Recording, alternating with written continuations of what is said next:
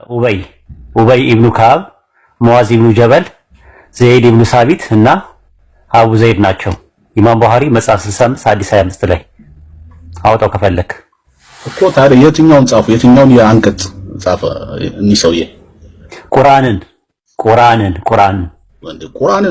ያስኬድም የት አንቀጽ አይደለ እንዴ? ያስኬዳል እንጂ እንዴ ለምን ባንቀጽ ሄዳለ? ቁርአን አንድ መጽሐፍ ነው። ቆይ ሲወርድ ሁሉም ከስር ነው የሚጽፉት የነበረው። አንቀጽ ይወርድ አይደል? ይወርድ በየጊዜው አይደል? ሁሉም ይጽፋሉ። ከጻፉት ውስጥ መካከል 4 ኤግዛምፕል ሰጠው። በአንድ ጊዜ አልወረደም። 23 ዓመት ቁርአን ቆይ ተረጋጋ እንጂ ቆይ ስማ እንዴ በጣም እየተቆጣኝ እኮ ሲናገር እንደዛ ኧረ አይታወቅም ራሱ። አይ እንዴ እንትን መልስ ስለተመለሰለት ተናደነ የሚመስለው መጮህ ብቻ ሳይሆን እርና ምር ነው ላይ ያልከው እኮ ራሱ። እንዴ እንደዛ ያደረገው ስሜታ ያቱን። እሺ እኛ ያለው ምንድነው? እኔ ስሜታዊ ለሆነ አይደለም። እኔ መጠየቅ ማወቅ ብቻ ገብቷል። እኔንም ልጠይቀኝ እንደምትችለው ሁሉ ችግር የለም። አብ መሰለህ 43 ሰሃቦች ከጻፉት እነዚህ ጻፉት አንድ ቀን ተቀምጠው በአንድ ጊዜ ነው የጻፉት ወይስ በብዙ አመታት ውስጥ ነው? ይኸውልህ ቁርአን አዳምጠኝ፣ ምልን ነገር አዳምጠኝ። ቁርአን የወረደው በ23 አመት ነው።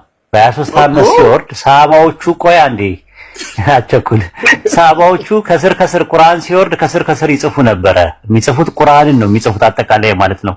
የሱራዎቹ ቅድመ ተከተል የትኛው አንቀጽ የትኛው ጋር መግባት አለበት የሚለውን ረሱል ሰለላሁ ዐለይሂ ወሰለም እየነገሯቸው ያሰካኩ ነበር። ዑመር አንድ ቦታ ላይ ሲናገር ምን አለ? የሚወርዱትን አንቀጾች ይሄኛውን እዚህ ሱራ ላይ ይሄኛውን ቆይ አቃቢ ይኸውልህ እንደዛ ከሆነ ነብዩ መሐመድ እኮ ሞተው ነበር። አታዳምጥም እንዴ? ቆይ አዳምጥ። ሰሃቦች ከሞቱ በኋላ ጉንቴና እንዳያስጨርሰኝ። ሰሃቦች ነብዩ ከሞቱ በኋላ ቆይ ልነግርህ እኮ ነው። አይደለም ነው እመልስልሃለሁ። ቆይ እንጂ እንዴ ምን ሆነህ ነው? ልትሞት ነው? ልትዋሸኝማ አትችልም እንዴ? ምን ነካ?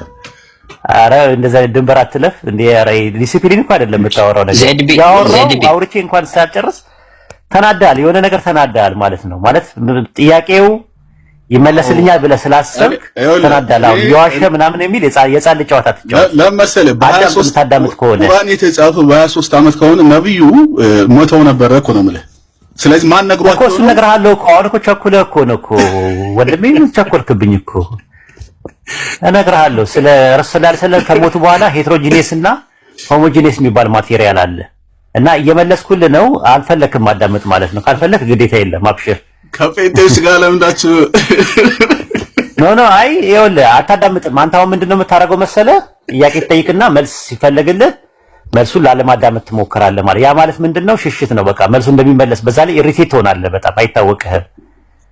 ስለዚህ አዳምጥና ሲጠይቁ ለምሳሌ ቁርአን አንድ ጽፎት ከሆነ አው ይኸውልህ ልነግርህ ነበር። ይኸውልህ የምታዳምጥ ከሆነ እንትን በል፣ ማታዳምጥ ከሆነ ችግር የለውም ማለት ግዴታ አይደለም ማዳመጥ። አንተ ማዳመጥ ያንተ እንትን ማለት ግዴታ አይደለም። ቁጭ በል፣ ታች ሆነ ቁጭ በል።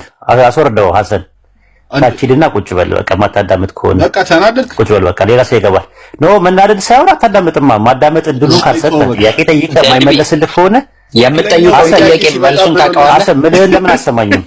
እሺ ወርዷል። ይሄ የህፃን ጨዋታ እኔ እኮ አይመቸኝም። ለዛ ነው ቤታችሁ መግባት የሚደብረኝ። እሺ ቀጥታ በጣም ትለማመጣላችሁ። ካፊር ከሚባለው በላይ ትለማመጣ። አሁን እሱ ማዳመጥ አልፈለገም። እያወቅህ እንትን እያልክ ቁጭ ታደርገዋለህ።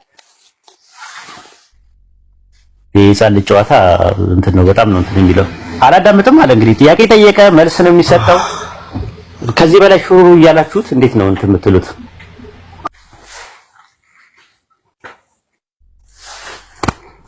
ሌሎቹን ይማሩበት ዘንድ ማለት ነው። ነው ይዱበት ሳይሆን እንደዚህ አሰራር ላይ አካሄድ ላይ ራሱ በጣም እንትን ነው እንትን የሚለው። ልጁ ያላገጠ ነው፣ ይሰቃል፣ ምን ይላል፣ ማላገጥ ጀምሯል። ለማንኛውም ያለው ነገር ምንድነው? ረሱል ሰለላሁ ዐለይሂ ወሰለም 48 የሚያክሉ ከስር የሚጽፉ ጸሐፊዎች ነበሯቸው እና አቡበከር፣ ዑመር፣ ዑስማን፣ አሊ፣ ዙበይር፣ ኡበይ፣ ሙአዊያ፣ ዘይድ ኢብኑ ሳቢት ማቴሪያል ሄትሮጂኒየስ በሚባል ማቴሪያል ላይ ነው። በተለያየ ማቴሪያል ያ ማቴሪያል ምን ይባላል? ረሱል ሰለላሁ ዐለይሂ ወሰለም በነበሩበት ሰዓት ላይ በተለያየ ቁስ ላይ ነበረ ሲጻፍ የነበረው።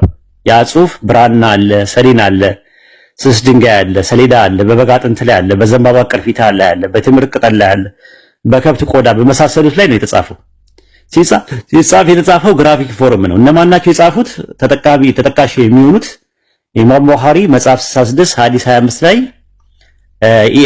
አነስ ኢብኑ ማሊክ ሲናገር ምንድነው ያለው? በነብዩ የህይወት ዘመን ቁርአንን የጻፉት እነማን ናቸው ተብሎ ሲጠየቅ እርሱም ከአንሳር ሁሉም ከአንሳር ነበሩ ብሎ ኡበይ ኢብኑ ከዓብ፣ ሙዓዝ ኢብኑ ጀበል፣ ዘይድ ኢብኑ ሳቢት እና አቡ ዘይድ ናቸው ብሎ መልሰዋል። ሌላም ኢማም ቡኻሪ መጽሐፍ 63 ቁጥር 36 ላይ ብትመለከቱት እንደዛ ነው።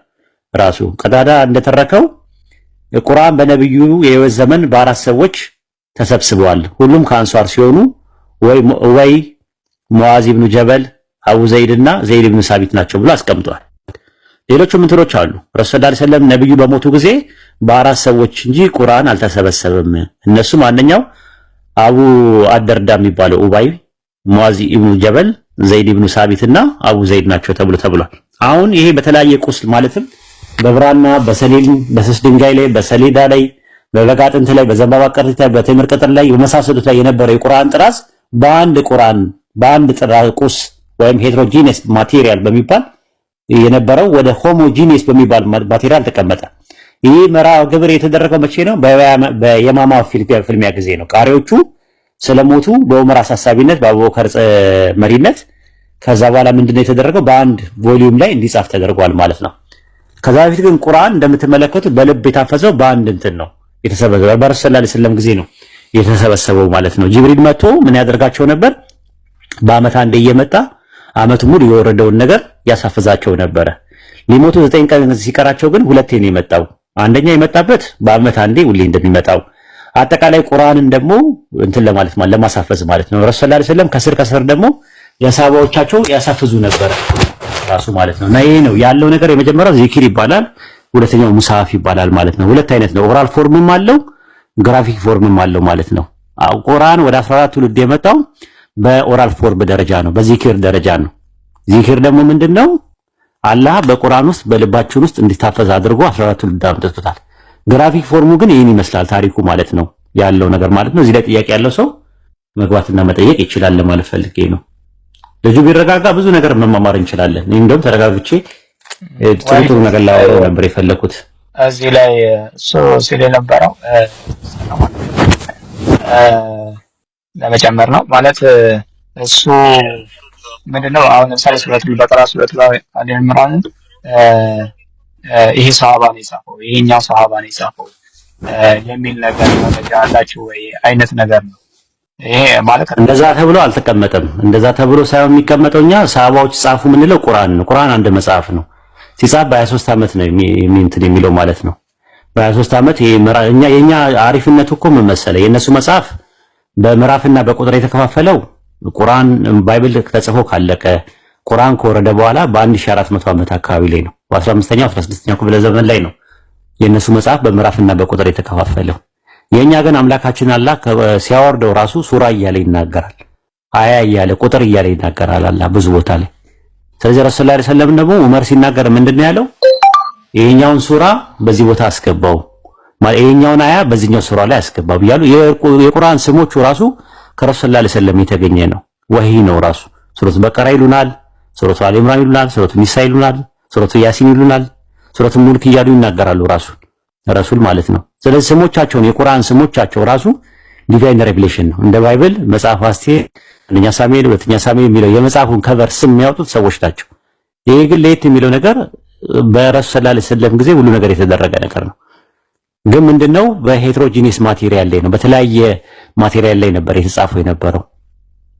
ለዛ ነው በአንድ መጽሐፍ ላይ የተጻፈው። በየማማ ጦርነት ሙሰሊማን የሚባለው ሰው ነብይ ነኝ ብሎ በተነሳበት ሰዓት ላይ ነው። ስለዚህ አንድ ሱራ ማን የጻፈው ተብሎ አይጠየቅም። እንደዛ ተብሎ አይጠየቅም። ራሱ ጥያቄው ራሱ ልክ አይደለም ነው። ቁርአንም ማን ጻፈው ነው ተብሎ የሚጠየቀው ያለበት።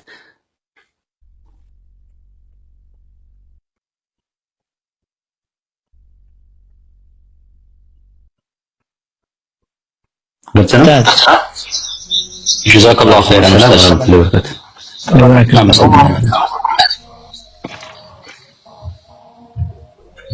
አይ ነቢያችን ሰለላሁ ዐለይሂ ወሰለም ሐፊዝ ነበሩ አይደል? ያሐፍዙ ወይድ እዚህ ላይ ቤተልሔም ጠይቃት ቀደም ሱረቱል በቀራ የጻፈው ማን ሰሃባ ነበር? መረጃ ያላት እስቲ መረጃው ካለ የማን እንትን ነው ሰው መጨረሻ ላይ ነቢያችን ካረፉ በኋላ ሁለት ኢንሲደንት ይመስለኛል ወሂድ መጨረሻ ነቢያችን ካለፉ በኋላ እነ ዑመር ሁሉ በአንድ እንዲጻፍ ያደረጉበት ኢንሲደንት እና ከዛ ደግሞ ነቢያችን በህይወት እያሉ ያሉበት ኢንሲደንት ማለት ነው። ሶ ይሄን ነገር በሁለት ልንከፍለው እንችላለን። ነቢያችን ሲወርድላቸው ሲያጽፉ የነበረው በዛ መሃል ግን መረሳት የሌለበት ደግሞ አንድ ኢንሲደንት አለ። እሱ ይሄ ነገር አኪዩሬት እና ወርድ ባይ ወርድ ኤቭሪቲንግ ነቢያችን ያፈዙት ሌሎቹ ያፈዙት ትክክል እንደሆነ ደግሞ ማረጋገጫ ምንድን ነበረ? ረመዳን ነቢያችን ለጅብሪል ሙሉን ይቀሩለት ነበር አይደለም? ለዛ ነው ከመጀመሪያ አሁን ጥያቄው የዚክር አይደለም ጥያቄው ኦራል ፎርም ሳይሆን ጥያቄው እሱ ግራፊክ ፎርም ላይ ነው ጥያቄው ያለው። ያ ግራፊክ ፎርሙን ከማስረዳታችን በፊት ቤዚክ ኖሌጅ ያስፈልገዋል። ምክንያቱም ልጅ ጥያቄ እንደዛ አይደለም እኮ ልጁ በነገራችን ላይ ማዳመጥም አልፈለገም። ለዛም እኮ ነው የሚያዳምጥ ነገር አይነት ቢሆን እኔ እያንዳንዱ ልነግረው ነበረ። በዛ ላይ ደግሞ ፕሮቮክ ማድረግ ጀመረ። ውሸታ ምናምን ነገር ምናምን ይሄ ምንድነው ሰዎች ሲመለስላቸው በኋላ ላይ መውረድ ሲፈልጉ ነው እንደዛ አይነት ነገር መማማር ሳይሆን የሚፈልጉት መውረድ ሲፈልጉ ነው። ከዛ ነው ቀጥይ ራባዮች እኮ እኛና ሙስሊሞች የምናመልከው አንድ አምላክ ነው ብለዋል። ግን ጁዎች ለምንድነው ነቢያችን እንደ ነብይ መቀበል ያልፈለጉት? ከስታተሳቸውና ከነበራቸው ነገር ዝቅ ሊሉ ነው፣ ወይም የነሱ የያዙት ሃይማኖት በጠቅላላ ገደል ሊገባ ነው። ነቢያችንን ከተቀበሉ ደግሞ ኢሳንም መቀበል ሊኖርባቸው ነው። በዚህ መሃል ነው ችግሩ የተፈጠረው። ግን ራሱ ራባዮች ምን ብለዋል? ሙስሊምስ are the perfect monotheism ብለዋል። በቃ ሙስሊሞች በአለም አንድ አምላክን ፐርፌክትሊ የሚመሩት ሙስሊሞች ናቸው ብለዋል። ስለዛ ለዛ ነበር ቅድም ልክ ጸሐፊ ምናምን የሚለው ጋር ከመምጣታችን በፊት ታሪክ አመጣጡ ስንነግረው ያኛው ፕሮብለም ወይ ያኛው ያነሳው ጥያቄ ያን ያህል ሬሌቫንት እንዳልሆነ ይገባዋል። ምክንያቱም መጽሐፉ is just written form ነው እንጂ ከመጽሐፉ በፊት ብዙዎች ኦልሬዲ ሜሞራይዝ አድርገውት ነበረ የሚለውን ነገር ማስቀመጥ ስለነበረብን ማለት ነው። ለዛ ነበር የኔ ሐሳብ። ግን ደግሞ የሚገርማችሁ ሰሞኑን በጣም ብዙ ቪዲዮዎች እያየሁ ነበር። ትልልቅ ቪዲዮዎች ተሰርተዋል። አንዳንድ ኦልድ ማኑስክሪፕትስ ተገኝተዋል ቁርአን ያለባቸውና እነዛ ማኑስክሪፕቶች ላይ የተጻፈበት ማቴሪያል ከስር ሌላ ጽሁፍ እንደነበረበት የሚያሳይ ከዛ ያ ጽሁፍ ሲጠና ለካ ተማሪዎችን ለማስተማር የተደረገ ጽሁፍ ነው ምናምን። ሁሉንም አመጣላችኋለሁ። ትንሽ ሪሰርች ብታረጉ ስለሱ ጉዳይ ራሱ ደስ ይለኛል። በቃ እያንዳንዷ ስቴፕ ባይ ስቴፕ ያለው ስቴፕ በደንብ ሙስሊሞች ኢንተርናሽናል ያስቀምጠውታል ዩቲዩብ ላይ ያለ ማለት ነው። ለሁሉም ለኛ ብቻ ሳይሆን ሁላችሁም አዘ ሙስሊም ማወቅ አለብን እነዚህ ነገሮች። እንጀራ እናመሰግናለን ቤትዬ። እንጀራ የምትለው ነገር አለ? ሰላም አለይኩም ወራህመቱላሂ ወበረካቱ። ወአለይኩም ሰላም ወራህመቱላሂ። እንዴት ነው? ወይስ ሰላም ነህ? አይ እንትን አለ ብዙ ሐዲሶች ላይ አነ ከተብቱ ከዛ የሚለው ሷሃቦቹ ይሄንን እንደዚህ ሊጽፍ ያለው ከነብዩ ቀጥታ የሚላል። እንደገና እኮ ዘይድ ራሱ እኮ ምንድነው ያደረገው? ልክ ነብዩ ጋር ቁጭ ብለህ ነው ወይ ጽፈህ ይሄንን ነገር የጻፍከው እያለ ነው ሲሰበስብ የነበረውና እንደዛ አይነት ሐዲሶችም ስላሉ ምንም በሁሉም መንገድ ማድረግ ይቻላል። ጥያቄው ሲጠይቅ መሰረታዊ አይደለም። ሲቀጥል ነው እንደ ጥያቄ እንኳን ካነሱት ሐዲሶች አሉ ሷሃቦቹ እከሌ እንደዚህ ነብዩ ጋር ይሄን ከዚህ አያት እስከዚህ አያት ጻፉኝ ብዙ ሐዲሶች ስላሉ እነሱንም ታያቸው ጥሩ ነው ለማለት ነው። ጨርሻለሁ። እንትን ላይ ኢማም ቡኻሪ መጽሐፍ 63 ቁጥር 128 ላይ ኢብኑ አባስ እንደተረከው የአላህ መልእክተኛ በ40 ዓመታቸው ውስጥ ወህይ መቀበል ጀመሩ። በመካ 13 ዓመት ወህይ እንደተቀበሉ ቆይተው ከዚያ ተሰደው እንደ ስደተኞች 10 ዓመት ቆይተው በ63 ዓመታቸው በሆኑ ጊዜ ሞተዋል እያለ ይናገራል። አንድ ቦታ ላይ ደግሞ ራሱ በቅድመ ተከተል የሱራውን ቅድመ ተከተሎች የጃሚዓ ተርሚዚ መጽሐፍ 47 ሐዲስ 3366 ላይ ነው የምናገኘው። ኢብኑ አባስ እንደተረከው ለኡስማን ኢብኑ አፋን ሱረቱል አንፋልን ከመቶ በላይ የሆኑ ሱረቱል ተውባን ከመቶ በላይ የሆኑት በመካከላቸው በአላህ ስም እጅግ በጣም እጅግ በሆነው የሚል ያልተጻፈበት እና ባለ 7 አንቀጽ የሆነችበት ምክንያት ምንድነው አልኩት። ኡስማንም እንዲህ አለ፣ የአላህ መልእክተኛ አንዳች የቁርአን ክፍል በሚወርድላቸው ጊዜ የአላህ መልእክተኛ አለ ከጸሐፊዎቹ አንዱ በመጥራት ይህን አንቀጽ እንዲህ ተብሎ በሚጠራው ስራ ውስጥ አስቀምጡት፣ ይሉ ነበረ። አሁንም በድጋሚ የተወሰኑ የቁርአን አንቀጾች ሲወርዱ እነዚህን አንቀጾች እንዲህ ተብለው በሚጠራ ስራ ውስጥ አስቀምጡት ይሉ ነበራል። ስለዚህ ሱራዎቹ ራሳቸው የሱራዎቹ ቅድመ ተከተል ረሱል ሰለላሁ ዐለይሂ ወሰለም ብዙ ቦታ ላይ ምን ይላሉ? የአላህ መልእክተኛም እንዲህ አሉ፣ በሌሊት ከሱረቱ በቀራ ከመጨረሻ ሁለት አንቀጽ የቀራ በቂ ነው ብለዋል። ሱረቱ በቀራ ብለው ራሱ ስሙን ራሱ ይጠሩታል ራሱ። ሌላ ቦታ ላይ ደግሞ ምን ይላሉ? ራሱ ቁርአን በዱንያ ውስጥ በሚሰሩት ባለቤቶቹ የትንሣኤ ቀን ይመጣል፣ ሱረቱ በቀራና ሱረቱ አሊ ኢምራን በፊቱ ይሆናሉ አሉ። እንግዲህ ሱረቱ በቀራና ሱረቱ አሊ ኢምራን ይላሉ። ሌላ ቦታ ላይ ደግሞ ኢማም ሙስሊም ላይ እንደዛ ይላል፣ ማንም ከሱረቱ ካፍ መጀመሪያ 10 አንቀጽ ያፈዘ ከደጃል ይጠበቃል ብለዋል። ሱረቱ ካፍ የሚለውን ስም እንዴት ሊያውቁት ቻሉ? ረሱል ሰለላሁ ዐለይሂ ወሰለም ሱረቱ ያሲን እያሉ ሱረቱ ያሲን ስማቸውን ይጠሩ ነበረ። በሐዲስ ላይ ብዙ ቦታ ላይ አላህም በቁርአን ላይ ሱራ እያለ ይናገራል። ሱራውን ኢቭን ራሱ ያወረደው ራሱ አላህ ነው። አንቀጾችንም አንቀጽ እያለ የነገረን አላህ ነው። ኢቭን በቁጥር ራሱ የተቀመጡ ነገሮች ማለት ነውና ይሄ ራሱ ለኔ አሜዚንግ ነው። ባይብል 1500 ዓመት ቆይቶ ለዛውም ከቁርአን ታይቶ ነው እንደዚህ በምዕራፍና በቁጥር የከፋፈሉት። ሊያንግተን ነው ዩና የሚባል ሰው ነው ራሱ በምዕራፍና በቁጥር የተከፋፈሉት። እንግዲህ ባይብል ከተዘጋ ፋይሉ ከተዘጋ በኋላ ምዕራፍና ቁጥር የሚባል ነገር አልነበረውም ከመጀመሪያው።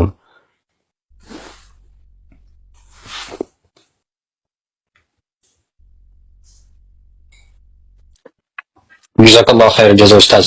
ሌላው አንድ ክሌም አንስቶ ነበረ እኔና እንጀራ ስናወራበት የነበረው እሱ እያለ ማለት ነው። እሱን እናንሳና ትንሽ ትነግረን ነው ኡስታዝ? እሺ ይቻላል። እሱ ክሌምን አምስቱን የመጽሐፍቶች የመጀመሪያዎቹን መጽሐፍቶች በኦሪት በብሉይ ኪዳን ሙሴን የጻፋቸው ብሏል እና እሱ አንዳንድ ነገር ብለን እስኪ የለም እስቲ ማስረጃ ነው የሚፈልገው። አሁን ዘፍጥረትን ከዘፍጥረት ብንጀምር ዘፍጥረትን ሙሴ ስለመጻፉ ማስረጃ ራሱ አያመጣም። ሙሴ ስለመጻፉ ዘፍጥረትን ሙሴ ስለ አምስት መጽሐፍት ናቸው ያሉት። አምስቱን ስለመጻፉ ሳይሆን ከዘፍጥረት ብንጀምር ዘፍጥረትን ብንጨምር ማለት ነው ራሱ አያመጣም፣ ማምጣት አይችልም። ዘፍጥረትን ሙሴ ጻፈው የሚል ማንም ማስረጃ ማምጣት አይችልም ከዘፍጥረት ብንጀምር ማለት ነው። ታዲያ ማን የጻፈው ከተባለ አይታወቅም ነው ጸሐፊው። ብዙ ሩቅ ሳትሄድ ማለት ነው። እና እሱን መሞገት ይቻላል ራሱ ማለት ነው። ኒቆዲሞስን አስገባውና እስቲ ውሸት ምናምን ነገር ሲል ነበር እንትን ማለት ነው። አንድ ሰው በፈቃደኝነት ይወረድ ወይስ እኔ ልውረድለት ለኒቆዲሞስ? አንድ ቦታ አለ። እስከዛ አንድ ጥያቄ ቅድም የሆነ ነገር ተነስቶ ሄድ እኔ ያነበብኩ መስሎኝ ማርያም ወንድምና እህቶች አሏት የላትም? በአዲስ ኪዳን አልተጠቀሰም? ተጠቅሷል ይሄ ጉዳይ? ወንድምና እህት የሚሉት ወንድሞቿ አይደሉም። ሊተራሊ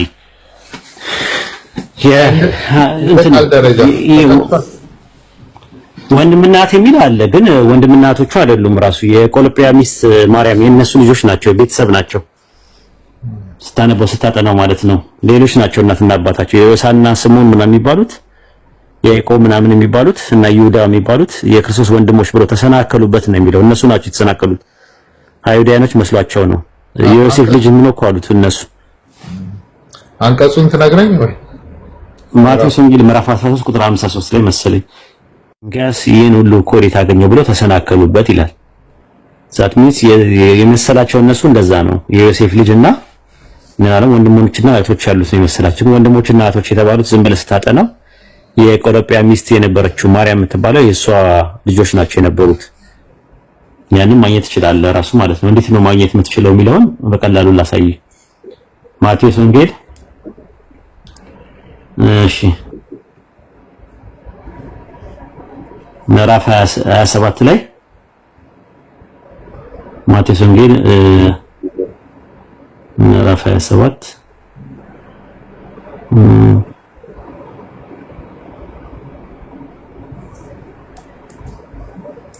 ምዕራፍ 27 ቁጥር 61 ላይ መግደላዊት ማርያምና ሁለተኛይቱ ማርያም በመቃብር አንጻር ተቀምጠው በዚያ ነበሩ ይላል። ድንግል ማርያም ሄዳለች አይታት ከሆነ ዮሐንስ ይዟት ሄዷል። አሁን መግደላዊት ማርያምና ሁለተኛይቱ ማርያም በመቃብር አንጻር ነበሩ ይላል። ሁለተኛይቱ ማርያም ማናት ብለን ስንል እዚህ ጋር ታገኛታለህ፣ ማርቆስ ላይ ታገኛታለህ። ማርቆስ ወንጌል ምዕራፍ 15 ቁጥር 47 ላይ ታገኛታለህ። መቅደላዊት ማርያምና የዮሳ እናት ማርያም ይላታል። አየው የዮሳ እናት ማርያም ይላታል። ለያት እዚህ ጋር ቅድም የተናገሩ ነገር ላይ የዮሳ ወንድሞቹ እና ዮሳ አይደሉም ምን የተባለ የዮሳ እናት ማርያም አየው እዚህ ጋር። የሉቃስ ወንጌል ላይ ደግሞ ስትሄድ ስታጠና ምዕራፍ 23 ላይ ሉቃስ 23 ላይ ደግሞ እሺ ማን ይቀርታ ስታይ ወደ ዮሐንስ ወንጌል ስትመጣ ምዕራፍ 19 ላይ ቁጥር 25 ላይ ታገኘዋለህ። የእናቱ እህት የቀሎጵያ ሚስት ማርያም አየው ማርያምን ከዛችኛው ማርያም ይለያታል።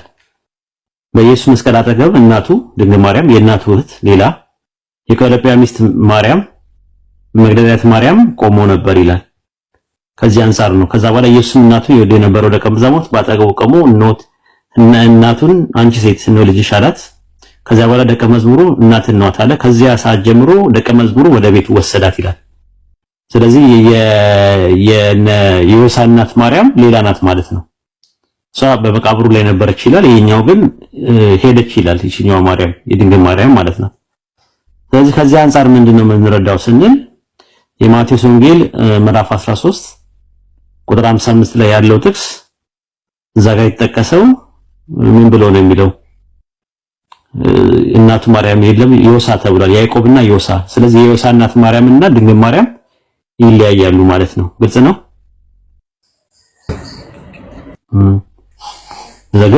ዮሴፍ ግን ባሏ እንደነበረ ይናገራል። ምናልባት አይተው ከሆነ አላውቅም። ባሏ ነው የሚል አዳምጫለሁ። አንድ ፕሮቴስታንት ሲያብራራ በደንብ አዳምጫለሁ። ባልና ሚስት ይላቸዋል ሁለቱን ማለት ነው። ባልና ሚስት ብሎ ነው የሚያስቀምጣቸው ሁለቱን። ባልና ሚስት ብሎ ያስቀምጣቸው። ማቴዎስ 1:19 ላይ እንደዛ እጮኛዋን ዮሴፍን ጻድቅ ሆኖ ይላል።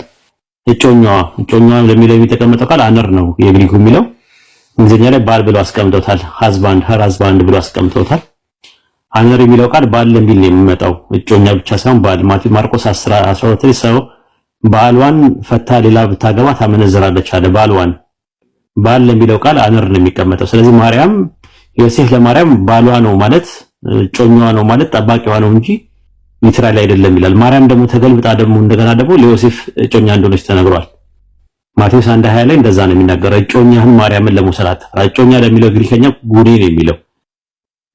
ጉኔ ማለት ሚስት ማለት ነው። ማቴዎስ 5:31 ላይ ሚስቱን የሚፈታ ይላል። ሚስቱ ለሚለው ቃል የተገባው ቃል ጉኔ ነው የሚለው። ስለዚህ ማርያም ለዮሴፍ እጮኛ ናት ማለት ለሱ ጠባቂው ናት ማለት ነው። እሱን ትጠብቀዋለች። ከምንድን ነው የምትጠብቀው እሱንስ? ስለዚህ እጮኛ ማለት ሲጀመር ባልና ሚስት ብሎ ነው ያስቀመጠው። ከዛ አንፃር ነው የሚወሰደው። ማቴዎስ 1:24 ላይ እንደዛ ነው። ዮሴፍ ከእንቅልፉ ነቅቶ የጌታ መልአክ እንዳዘዘው እጮኛውን ወሰደ ይላል። እጮኛውን ወሰደ። የመጀመሪያ ልጇን እስክትወልድ ድረስ ደግሞ አላወቃትም ይላል። አላወቃትም። ስለዚህ አላወቃትም ማለት ተራክቦ አላደረጉም ማለት ነው። የመጀመሪያ ልጇን እስክትወልድ ድረስ ማለት እርጉዝ ስለነበረች አልነካትም። ዘፍጥረት 4:17 ላይ እንደዛ ነው። ቃየል ሚስቱን አወቀ ይላል።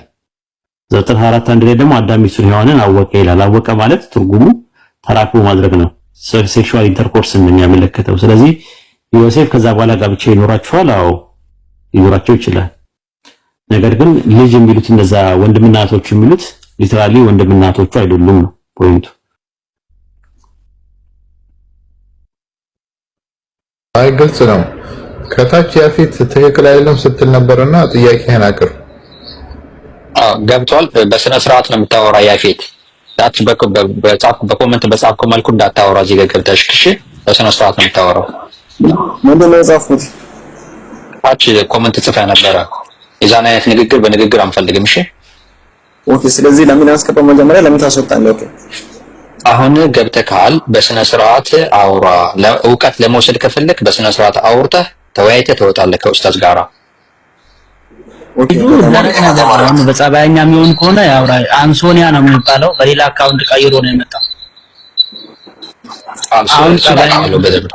ስለዚህ አንድ ጥያቄ ነው ለኡስታዝ አንድ ጥያቄ አለ። ቆይ እንትን አርጊውመንት የጀመርነው ቶፒክ ስላለ በጀመርነው ቶፒክ ትሄዳለህ። ኦኬ በጀመርነው ቶፒክ ማለት ነው። በጀመርነው ቶፒክ ትሄዳለህ። በዛ ላይ ነው እኮ ዘፍጥረትን የጻፈው ማን ነው? ያፌትዬ ነው። እሱንማ እኮ ልጁ እኮ ነው የጠየቀው። እኔ ሳይሆን ልጁ እንትን መልሳለህ አይደል? አንተ እኔ መጠየቅ ፈልጋለሁ። ትጠይቃለህ፣ ግን ማን ዘፍጥረትን የጻፈው ማን ነው? ዘፍጥረትን የጻፈው ሙሴ ነው ብለን ነው እኛ እንትን የምናውቀው። እስቲ ማስረጃ ስጠኝ። ስለሱ ምን አገባኝ? እኔ አንተን መጠየቅ ነው የምፈልገው። ስለዚህ የኔን መልስ እኮ መልስልኝ። አይ መጀመሪያ መልስልኝና እንግዲህ ቀድሜ የጠየቅኩህ እኔ ነኝ። ሙሴ ነው ብለሃል። ሙሴ ነው ያልክበትን ማስረጃ አንስጠንና ከዛ በኋላ ወደዛኛው እንሄዳለን።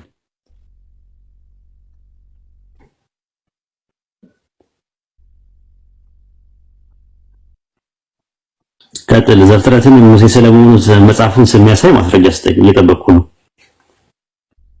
ስለዚህ እንትን ካልፈለክ ያው ሊውጣ ችግር የለም። ዘፍጥረትን የጻፈው ሙሴ ነው። እሱ ደግሞ ማስረጃ ስጠኝ ነው። ከዚያው ማን ነገረ ቢባል ኦሪት ዘፍጥረትን ሙሴ እንደጻፈው የሚያሳይ ማስረጃ አንድ መጽሐፍ ነው። ዘፍጥረት የሚባል አንድ መጽሐፍ ትልቅ መጽሐፍ አለ። ያን ሙሴ እንደመጻፉ የሚያስረዳ ማስረጃ ስጠኝ ያልኩ። ያፌት ነገረኝ ማለት ሳይሆን የምፈልገው ማስረጃ ስጠኝ ያልኩ። እየጠበቅኩ ነው። ኦኬ በጣም አሪፍ። ስለዚህ እሱ ይቅር። እኔ ያው ባለፈው አውርተን ነበርና እንትን ትንቢተ ኢሳይያስ 43 ላይ ኢየሱስ ክርስቶስ ነው የምትከራከር አንተ ነህ አይደል? ትንቢተ ኢሳይያስ 43 ላይ ኢየሱስ ክርስቶስ ነው የተናገረው የተጻፈው። ችግር የለውም። መጀመሪያ መልስልኝና መልስልሃለሁ። ችግር የለውም። መልስ አንተ። ባለፈው እንደዚህ እንትን እያልክ ነበር ለልጆቹ ትንቢተ ኢሳይያስ 43 ላይ ኢየሱስ ክርስቶስ ነው የተናገረው ብለህ ነበር። ስለዚህ እሱ በትክክል አይደለም። አሁን መጀመሪያ ይሄ መልስና ከዛ በኋላ ወደዛ እንሄዳለን። ጥያቄው ያው በግምት አታውራ። ዲፍረንስ ስላለ ብቻ በግምት አታውራ። ትንቢተ ኢሳይያስ 43 ላይ ለኢየሱስ ክርስቶስ ሳይሆን ለያዕቆብ ነው የተናገረው። ምን ነው? አይ ቆይ መጀመሪያ እሱን እንመጣበታለን። ግን የኛው መልስ የለህም ማለት አላውቀውም በለኝና ወደዛ እንሄዳለን። ችግር የለውም። አውቃለሁ። ሙሴ ነው የጻፈው። ኦሪት ዘፍጥረት እንትን አምስት መጽሐፍ ማስረጃ ስጠኝ። ማስረጃ ስጠኝና አንተም እኮ ማስረጃ የለም። አሁን ትንቢተ ኢሳይያስ 43ን አውርታል። ስለዚህ ማለስ እሱ እነግርሃለሁ እንመጣበታለን። አንድ ሰው ነን አይደለ? ቆይ ያፌትዬ አንድ ሰው ነን አይደል? ሁለታችንም አንዳንድ ሰው ነን። ሁለት ሰው አይደለንም። በአንድ ጊዜ ሁሉም ነገር ማውራት አንችልም። ስለዚህ መጀመሪያ የጀመርነው ዘፍጥረትን ሙሴ እንደመጻፈው ማስረጃ ስጠኝ። አላቂም። ኦኬ እሱ የኔን መልስ አንተ። ኦኬ እሺ። የትኛውን ነው ያልኩት? እስቲ አውጣው። ትንቢተ ኢሳይያስ 43ን ለኢየሱስ ክርስቶስ ነው ብለህ የተናገርከው እሱ አንዱ ነው ያልኩበትን ኢሳይያስ 43 ለኢየሱስ ነው ባለበት ገብተህ ልጆች ገብቶ ከማይዛን ጀምሮ የፈጠረ እግዚአብሔር እንዲህ ይላል ብሎ እንትን ለልጆቹ ያሰጣል። 43 አይደለም። ቆይ አንድ ሺህ ምናምን ሰው ባለበት ተረጋግተህ አውራኛ። መጀመሪያ ተረጋግተህ አውራኝ። እንደዛ አትሁን።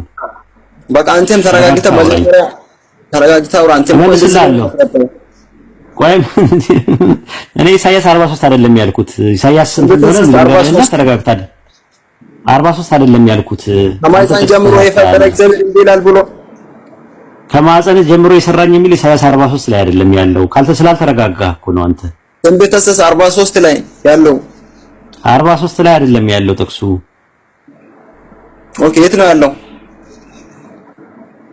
ኢሳይያስ 49 ቁጥር 6 ላይ ነው ያልኩት። ነው 43 ላይ ብለህ ነው ጀመርከው። አንድ ሺህ ምናምን ሰው ነው ያለው። አይዞህ ላንብብልህ። ቃሉ ራሱ ስለምታውቀው ቆይ እንጂ ስልቡን ተወውና መጀመሪያ ቆይ እንጂ። አሁንም ይላል በእግዚአብሔር ዓይን ከብር ያለው አምላኬ ጉልበት ሆኖኛል፣ ያዕቆብን ወደ እርሱ እንድመልስ እስራኤልን ወደ እርሱ እንድሰበስብ ባሪያ ሆኖ ዘንድ ከማዕፀን ጀምሮ የሰራኝ እግዚአብሔር እንዲህ ይላል። እርሱም የያዕቆብ ነገዶችን እንድታነሳ ከእስራኤል የዳኑትን እንድትመልስ ባሪያ ትሆነኝ ዘንድ እጅግ ቀላል ነገር ነውና እስከ ምድር ዳርቻ ድረስ መድኃኒት ትሆን ዘንድ ለአሕዛብ ብርሃን አድርጌ ሰጥቻለሁ። አንተ እኮ ትንቢተ ኢሳይያስ 43 ነው የጠቀስከው። የት ነው የምትሄደው? 43 ላይ ከማዕፀን የሰራኝ የሚል ነገር የለም እኮ አልኩህ እኮ እዛ ላይ እዚህ ላይ ነው ያለው ከማዕፀን የሰራኝ። እሺ 43 ላይ ከማዕፀን የሚል አለ። እሺ አንብብለት እስቲ። የፈጠረ እስራኤል ሆይ የሰራ እግዚአብሔር ነው። አዎ እዚህ አዎ እኮ ይሄማ ስለ ያዕቆብ ነው የሚያወራው። እኔን አልጠቀስኩም። የሰራ እግዚአብሔር እንዲያል አንተም እንደዚህ ብለህ ነው የተረዳው ቦታው ያዕቆብ እያለ ተው እንጂ ያፌትዬ። እኔ የጠቀስኩት ጥቅስ ኢሳይያስ ምዕራፍ 49 ቁጥር 5 እና 6 ነው የጠቀስኩት። ከማዕፀን የሰራኝ እግዚአብሔር የፈጠረ እግዚአብሔር እንዲህ ይላል ብለህ ነው ያዕቆብ ወይ ነው የሚለው። እኮ ይኸው ይላል እኮ እንዲህ ይላል እኮ እዚህ ላይ እኮ ኢሳይያስ 49:5 ላይ አንብብለት ይኸውልህ ምን እንደሚል አሁንም በእግዚአብሔር ዓይን ከብሬያለሁ አምላኬ ጉልበት ይሆኑኛል ያዕቆብን ወደ እርሱ እንድመልስ እስራኤልን ወደ እርሱ እንድሰበስብ ባሪያ ሆኑ ዘንድ ከማፀን ጀምሮ የሰራኝ እግዚአብሔር እንዲህ ይላል እርሱም የያዕቆብ ነገዶችን እንድታስነሳ ከእስራኤል የዳኑትን እንድትመልስ ባሪያ ትሆን ዘንድ እጅግ ቀላል ነውና እስከ ምድር ዳርቻ ድረስ መድኃኒት ትሆን ዘንድ ለአሕዛብ ብርሃን አድርጌ ሰጥቻለሁ ይላል። ስለማን ነው የሚያወራው እዚህ ጋር?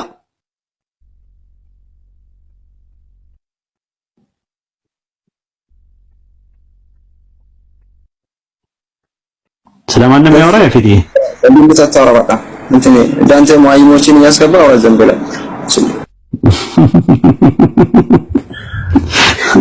ይሄ ስለማን ነው የሚያወራው? ስለማን ነው የሚያወራው? ምስኪን ነው ይሄ ልጅ። ይሄ ደግሞ ምስኪን ነው። አንድ ጊዜ ፀጉር ቤት ሄደን እንጀራ አለ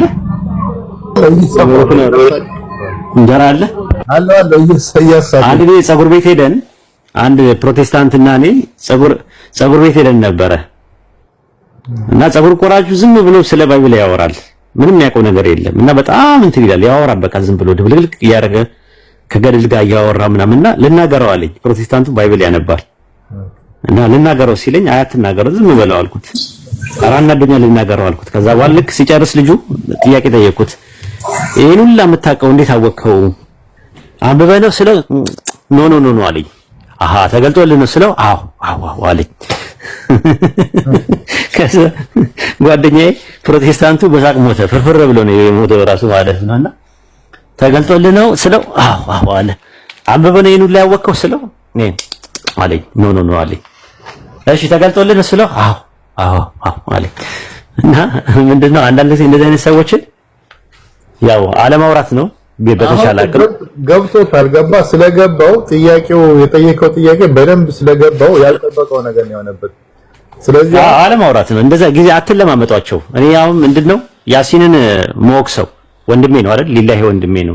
ባላ መንገድ ያገኘዋቸው ውስጥ ወንድሜ ነው ራሱ። ግን ያሲን በጣም ሪስፔክት ስላለው ለሰው የሱ በጣም በቃ እንትኑ ይሄ ልቡ አይችልም። እንደኛ አይነት አይደለም ልቡ ያለው። በጣም ይንከባከባቸዋል። በጣም በቃ ያዝንላቸዋል። ማለት ሂዳያ እንዳያገኙ ከሚጠራው አንፃር ነው።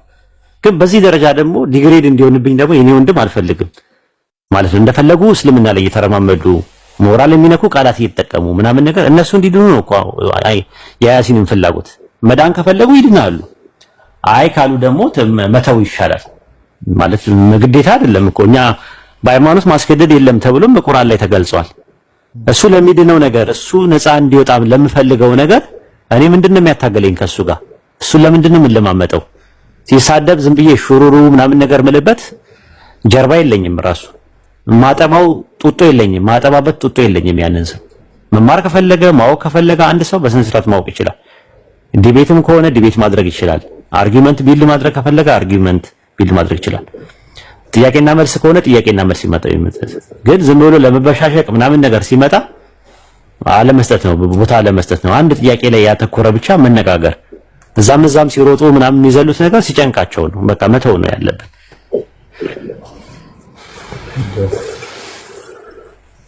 ሰላም አለይኩም ወራህመቱላሂ ወበረካቱ። ወአለይኩም ሰላም ወራህመቱላሂ ወበረካቱ። ያስተዛከም ለله ያሲን ሁላችሁም ሰላም ናችሁ? አልሐምዱሊላህ። አቡ ፋሪስ ነኝ። ትናንትና ሚኬ ይዤ መጥቼ ነበር ቤትና አስታውስከኝ? ሚካ ልጁ አግኖስቲክ ነበር። በሐዲሱ ላይ ትንሽ ትሄድበታለህ ስለዚህ እሱን ያመጣው ሐዲስ መልሼለታለሁ እኮ አላዳምጥም ስላለ ነው እንጂ መልሼለታለሁ። ምናልባት ላይ እውቀቱ ላይ ይችላል ነው እሱ እውቀቱ ላይ ይጠይቀኛል ነው ብዬ ያሰብኩት። የተጻፈው ያለ እውቀት ነው ካለ የተጻፈው ነገር መጻፉ ላይ በራሱ ችግር የለውም ነው። ምክንያቱም ማወቁ ችግር ከሌለው ማለት ነው። የተጻፈው ምን እንደሆነ ለና ላንተ አልነገረንም። ስለሚሆን የጻፈው እንጂ እንዲሆን አይደለም የጻፈው። ስለሚሆን በጻፈው ነገር ላይ ያንተ ድርሻ የለበትም። ያንተ ድርሻ ያለበት ጉዳይ ላይ ግን ስለሚሆን ነው የጻፈው። የተጻፉ ነገሮች በሁለት ይከፈላሉ አይደል? ሸርዒና ከዊኒ ተብሎ ለሁለት ይከፈላሉ። ከዊኒ ማለት እንዲሆን የተጻፈ ነገር ነው። እንዲሆን የተጻፈው ነገር መቀየር አትችልም። ወንድና ሴት፣ አጭር፣ ረጅም፣ ጥቁር፣ ነጭ፣ ቀይ ጥቁር ምናምን የመሳሰሉ ነገሮች ያንተ ምርጫ የለበትም። ያንተ ምርጫ በሌለበት ነገር አትጠየቅበትም፣ አትቀጣበትም፣ ሽልማትም የለውም። አንተ ወንድ ስለመሆነ እህት ደግሞ ሴት ስለመሆኗ ምንም ሪዋርድ ኤንድ ፓኒሽመንት የለውም፣ ቅጣትና ሽልማት የለውም። ነገር ግን ያንተ ድርሻ ባለበት ነገር ሸርዒ ይባላል ማለት ነው። ሸርዒ ማለት ሸሪዓውን መሰረት ያደረገ ይሄ ነገር ሐላል ነው፣ ይሄ ነገር ሐራም ነው፣ ይሄ ነገር ሙስተሐብ ነው፣ ይሄ ነገር መክሩ ነው፣ ይሄ ነገር ሙባህ ነው፣ ይሄ ነገር ፈርድ ነው ብሎ ከነገረ በኋላ ማማረጥ የምትችልበት ያንተ ድርሻ ያለበት ያንተ ውሳኔ ያንተ ክፍል ያንተ ድርሻ ያለበት ነገር በሚሆንበት ሰዓት ላይ ያኔ ምን ትላለህ? ትጠየቅበታለህ ማለት ነው። እሱ ነገር ተጽፏል ወይ? አዎ ተጽፏል። የተጻፈው ግን ስለምታደርገው ነው፣ ስለሚሆን ነው፣ ስለሚያውቀው ነው የጻፈው። የተጻፈው ያለ እውቀት ነው። ምን እንደጻፈ ደግሞ አላህ ለኛ የነገረን ነገር የለም። ዓለም ሳይፈጠርና ዘመን ሳይቆጠር በፊት ሁለት ነገሮች ተጽፈዋል ማለት ነው። እንዲሆን የተጻፉ ነገሮች አሉ፣ ስለሚሆን የተጻፉ ነገሮች አሉ። ስለዚህ አሁን ምንድነው ማወቁ ላይ ችግር ከሌለበት እያወቀ ለምንድነው ማለት ከጻፈው ለምን አይከለክለንም አይነት ነገር ስላለ ነው። ካወቀስ ለምን አይከለክለንም? እንደዛ ከሆነ ስለዚህ አላህ በሚሰራው አይጠየቅም ነው የኛ መልሳችን። በቁርአን የሚነገረን አላህ ሱረቱ አንቢያ ምዕራፍ 21 ቁጥር 37 ላይ እንደዛ ነው። በሚሰራው ስራ አይጠየቅም። እሱ ለምን ወንድ አደረከኝ ሴት አደረከኝ ተብሎ አይጠየቅም። ለምን ይሄን ታደርጋለህ አይባልም። ራሱ አይጠየቅም ራሱ ማለት ያ ደግሞ ስተት ነው። ራሱ ይሄን ለምን ታደርጋለህ ተብሎ አይጠየቅም። እሱ ጌታ ነው፣ እኛ ባሮቹ ነን። ግልጽ ነው። ያ ለኔ እኮ ሐዲሱ ግልጽ ነው። አይቼዋለሁ፣ ተምሬው ምናምን። ለዛ ነው ልጁ አሁን ምንድነው እውቀቱ ላይ ችግር የለብኝም ካለ እውቀቱን የጻፈው የተጻፈው ነገር ላይ ችግር አይኖርም ነው እኛ የምንለው። ኤግዛምፕሉን ሰጠሁት። አንድ ምንድነው ኬሚስት የሆነ ሰው መድኃኒት ይቀመማል። የተቀመመው መድኃኒት ፋርማሲ ከገባ በኋላ ፋርማሲስቱ ላዩ ላይ በዚህ ቀን ኤክስፓየርድ ያደርጋል ብሎ አጥንቶት መድኃኒቱን ይጽፍበታል ከላዩ ላይ። አሁን ጥያቄ የሚነሳው መድኃኒቱ ኤክስፓየርድ የሚያደርገው ለምንድን ነው? ራሱ በኤክስፓየርዱ እንትን ማለት በመድኃኒቱ ኤክስፓየርድ በሚያደርግበት ነገር ላይ አሉታዊ አዎንታዊ ተጽዕኖና ሚና ድርሻ አለው ወይ? ጸሐፊው ድርሻ የለውም። ራሱ ድርሻው የማን ነው? የሚጠየቀው ማን ነው? ተጠያቂነት አካውንታቢሊቲ ያለው ማን ነው? እንትና ነው የሚጠየቀው፣ ኬሚስቱ ነው የሚጠየቀው። ለምን? ኬሚስቱ ነው ኃላፊነቱን ወስዶ የሰራው። እኛ የሰራነውን ስራ ምን እንደምንሰራ አላ ቀድሞውኑ የጻፈው ስለሚያውቀው ነው የጻፈው። እንደሚሆን ስለሚያውቀው ጻፈው። በቃ ያለን አዋቂነት ነው የሚያሳየው። ያለ እውቀት ነው የተጻፈው ነገርና ከዛ አንፃር መረዳት ይቻላል ማለት ነው። አንድ ጊዜ አንድ ክርስቲያን ምን አደረገ? ያዲ ታውቁታላችሁ? ያዲ ይሄን ጥያቄ ጠየቀኝ። አስቀድሞ ለምን ተጻፈ እኮ አስቀድሞ መጻፉ ተጠያቂነት ውስጥ ያስገባዋል ስለው አዎ አለኝ። ያዲ ማለት ነውና እኔ ቀጥታ የጠየኩት ምንድነው ይሁዳ ኢየሱስን በ30 ብር አሳልፎ የሰጠው በራሱ ፈቃድ ነው ወይስ አምላክ ጽፎበት ነው ወይ ብዬ ጥያቄ አቀረብኩለት። በራሱ ፈቃድ ነው አለኝ። ለምን? ሐዋርያት ሥራ ምዕራፍ 1 ላይ በራሱ ያንን መንገድ ያንን ነገር እንደመረጠ ይናገራል። አሁን ጥያቄ እንደሚነሳው ይሁዳ ኢየሱስን አሳልፎ እንደሚሰጥ ቀደም ብሎ በመዝሙረ ዳዊት ላይ ተጽፏል። ስለዚህ አሁን አምላክ እዛ ጋር የተጻፈውን ነው ስለተጻፈ ነው ያደረገው ወይስ ስለሚያደርገው ነው የተጻፈው ብዬ ጠየቅኩት። አይ ፈጣሪ ቀደም ብሎ የጻፈው ይሁዳ አሳልፎ እንደሚሰጠው ስለሚያውቅ ነው ቀደም ሆኖ የጻፈው እንጂ ያን የጻፈው ይሁዳ ያን ነገር እንዲያደርገው አይደለም። እውቀቱን እንደሚያሳየዋል። እርግጠኛ ነኝ አልኩት። አዎ ታዲያ በጥብቁ ሰሌዳ ላይ የተጻፈው ነገር ይሄ ነው። ያለ እውቀት ነው ቀደም የተጻፈው። በቃ ካልሆነ ግን ይሁዳ እንዴት ሊጻፍ ቻለ? ስለ ይሁዳ እንትን መጻፍ ቻለ? ተውት። እሱ ዓለም ሳይፈጠር ዘመን ሳይቆጠር አንድ መጽሐፍ እንደነበረው መጽሐፍ እንትን ላይ መዝሙረ ዳዊት ምዕራፍ 139 ቁጥር 17 ላይ ይናገራል። ያ መጽሐፍ ሁሉ ነገር ሳይኖር የተጻፈ ነው ይላል። ሁሉ ነገር ከመኖሩ በፊት የሰው ዕድሜ ሁላ ሳይቀር የተጻፈ ነው። የሰው ዕድሜ የተወሰነ ከነበረ ለምንድን ነው እናትና አባትን አክብር ዕድሜ በዚህ ምድር ላይ እንዲረዝም የሚለው? መዝሙረ ዳዊት ምዕራፍ 37 ላይ ደግሞ አጥውን እንደ ዘግባ ለምልሞ አየሁት ስመለስ ግን አጣሁት ይላል። ዕድሜው ያጥራል። የአጣን ዕድሜ ዕድሜያቸው እንደሚያጥር ይናገራል። የጻድቃን ዕድሜ እንደሚረዝም ከተነገረ መርዘምና ማጠር በጽድቅና በኩነኔ መካከል በጽድቅና በኃጢአት መካከል ላይ የሚጫወት ከሆነ ለምንድን ነው የሰው ዕድሜ በአምላክ ዘንድ የተወሰነው የወሩም ቁጥር ከሱ ዘንድ አያልፍም ተብሎ ኢዮብ የተናገረው? ለምንድን ነው አስቀድሞ ዓለም ሳይፈጠር ዘመን ሳይፈጠር የተፈጠሩ ቀኖች ሁሉ ተጻፈ? ለምንድን ነው ያለው? ከተጻፈ የተጻፈው ነገር ለምንድን ነው ብለን ስንል የተጻፈው የአምላክ ዕውቀት ነው የተጻፈው። አሁን እነሱ ምን እንትን የሚሉ ማለት ይሁዳ ምዕራፍ 1 ቁጥር 3 ላይ ቁጥር 4 ላይ ስትመለከቱት እንደዛ ነው። አስቀድሞ የተጻፉ ሰዎች ሾልኮ ገብተዋልና ለኃጢአተኞች አስቀድሞ ተጽፈዋል ኃጢአት እንደሚሰሩ። ለምንድን ነው የተጻፉት? አስቀድሞ ከተጻፈ ስለተጻፈ ነው የሚያደርጉት ወይስ ስለሚያደርጉት ነው የተጻፈው ብላችሁ ጥያቄ መጠየቅ ነው። ይሄ መልስ መስጠት ከቻሉ ክርስቲያኖች አላህ ዓለም ሳይፈጠር ዘመን ሳይቆጠር በጥብቁ ሰሌዳ ላይ መጻፉ ችግር የለውም።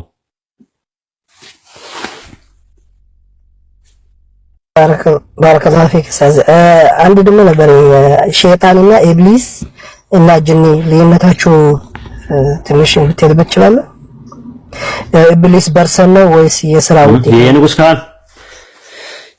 የንጉስ ካህን መግባት ትችላለህ፣ ራሱ መግባት ይችላል። የንጉስ ካህን ቸርች ፋዘርስ ይሄንን ጥቅስ የሚሰጡት ለኢየሱስ ብለው ነው የሚሰጡት። ኢሳይያስ 49 ላይ ኢሳይያስ 45 ላይ ያለው ስለ ቂሮስ ነው የሚናገረው። ቂሮስ ራሱ የክርስቶስ ጥላ ሆኖ ቀርቧል ራሱ ማለት ነው። ገብተህ መሞገት ትችላለህ። እኛ ከቤተክርስቲያን አበው ከቸርች ፋዘርስ ቀደምት ሰዎች ኢሳይያስ 49ን 5ን የተረዱበትን አንግል ይዘን ነው ያ ነገር ለኢየሱስ ነው ብለን የምንለው። ኦኬ ምን አልከኝ? እና ጅኒ ልዩነታቸው ኢብሊስ አሁን ፐርሰን ነው በሸይጣን እንደሚባል የሥራ ውጤት ነው ወይስ ኢብሊስ ፐርሰን ነው? ከነጅንስ ምንድነው ልዩነቱ? ኢብሊስ ፐርሰን ነው። አንድ አደምና ሐዋ ጋር መጥቶ ያሳሳታቸው ወይም ደግሞ ለአደም ስገድ በተባለ ጊዜ አልሰግድም ያለው እሱ ኢብሊስ ይባላል። ኢብሊስ ማለት ተስፋ የቆረጠ ማለት ነው ትርጉሙ። ለሱ የተሰጠ ስም ነው። የተጸውዖ ስሙ አልተጠቀሰም ቁርአንና ሐዲስ ላይ የተጸውዖ ስሙ ማለት ነው። የተጸውዖ ለምሳሌ ሚካኤል፣ ገብርኤል የሚባሉ የተጸውዖ ስም አላቸው። በአዛዚል የሚል ነገር አይቻለሁ ሐዲስ ላይ ማነው ሐዲስ አልኩኝ ተፍሲሮች ላይ አዛዚል የሚል ነገር አለ። በአማርኛ ደግሞ ሳጥናኤል ይሉታል። ስሙ የነበረው ኦሪጂናል የነበረው ስሙ እንደዛ ነበር ብለው ይላሉ። ነገር ግን ስሙ አልተጠቀሰም በቁርአንና በሐዲስ ስሙ አልተጠቀሰም የተጸውዖ ስሙ። ነገር ግን እንትን ተስፋ ሲቆርጥ ባላ ረህመት ላይ ተስፋ ሲቆርጥ ያን ምን ተባለ? ኢብሊስ ተባለ። ኢብሊስ የምን ስም ነው? የዛ የነበረው የስሙ ነው፣ የሱ ስሙ ነው። ምን አይነት ስሙ ነው? የግብር ስም ነው ራሱ ማለት ነው። ሸይጣን የሚለውም የግብር ስም ነው። ሸይጣን የሚለው የግብር ስም ነው። ሌባ እንደሚባለው ውሸታም እንደምትለው የግብር ስም ነው። ሌባ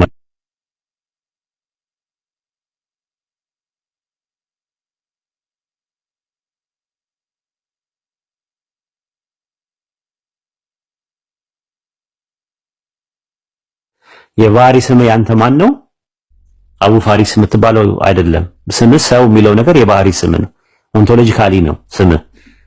ነገር ግን አንድ ሰው ደግሞ ሲሳደብ ስታዩ ተሳዳቢ፣ ሲሰርቅ ብታዩ ሰራቂ፣ እንደገና ደግሞ ሌባ ምናምን እንደምትለው የግብር ስም ነው ራሱ ሸይጣን ማለት ነው። ጂን የሚለው ደግሞ የባህሪ ስም ነው። ልክ ሰው እንደምትለው መልአክ እንደምትለው ድመት፣ አይጥ ምናምን እንደምትለው የነሱ የግብር ስማቸው ጂን ይባላል ማለት ነው። ጂኒ ማለት ጃነ ከሚለው ቃል ነው። ጃን ማለት ነው ተሰወረ፣ ስውር ማለት ነው ትርጉሙ። ሰው ማለት ደግሞ አፈር ማለትም ሊሆን ይችላል፣ ቀይም መሆን ይችላል፣ ጥቁርም መሆን ይችላል። የተለያየ ትርጉም አለው ሊንጉስቲካሊ ማለት ነው።